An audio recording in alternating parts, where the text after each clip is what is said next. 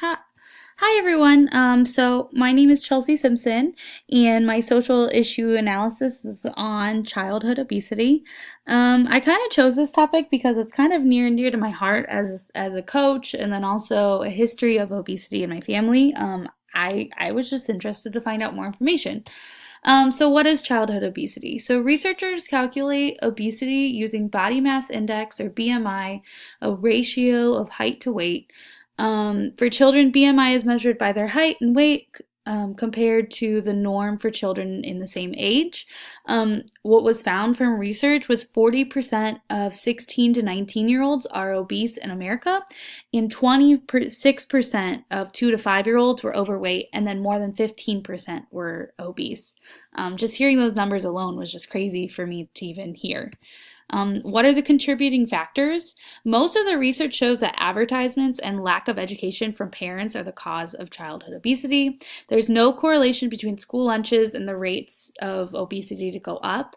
The habits of unhealthy eating, high screen time, and low physical activity are formed at a young age, and so based on those foods choices, it does not cause any difference. I'm sure it probably doesn't help, but there's no correlation to the rates going up based on if they go to school and eat school lunches.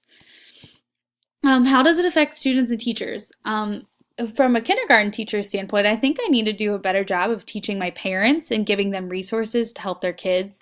Um, as it's not effective to do it as much in schools. Obviously, I will still continue to teach healthy lifestyles and do different like workout things with my kiddos and teach healthy food choices, but ultimately a lot of this stems from home. I think from a student standpoint, as you get older, childhood obesity causes bullying and students make fun of each other. So I think we can turn our rates around and bring them down just based on teaching the parents and getting rid of those statistics and making it lower and lower. What are the stakeholders doing? So Michelle Obama, I want to say in 2010, created the Let's Move campaign to help support a healthy lifestyle. It is not known to be as effective as rates have continued to go up, but the government has tried to help support said um, initiative. Locally, districts are creating limits on food, so when they are buying, there's lower fats and lower sugars, and to set children up to make healthier choices as well. My view, I think the research makes sense. Healthy life choices are not necessarily taught in school. It's part of the parents' job to teach their kids to break that cycle. From a personal standpoint, I see that it definitely is hereditary. I can look at my own family and see the long line of obesity, and I personally had to work hard to not be that statistic. But I also had a mom who taught me from a very long time, like how to be healthy and how to turn my life around, I guess.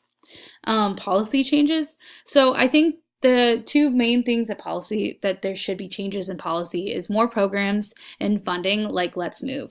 Providing education for all the communities is super important and seems to be most effective, but the parents have to play an important and major role in this situation.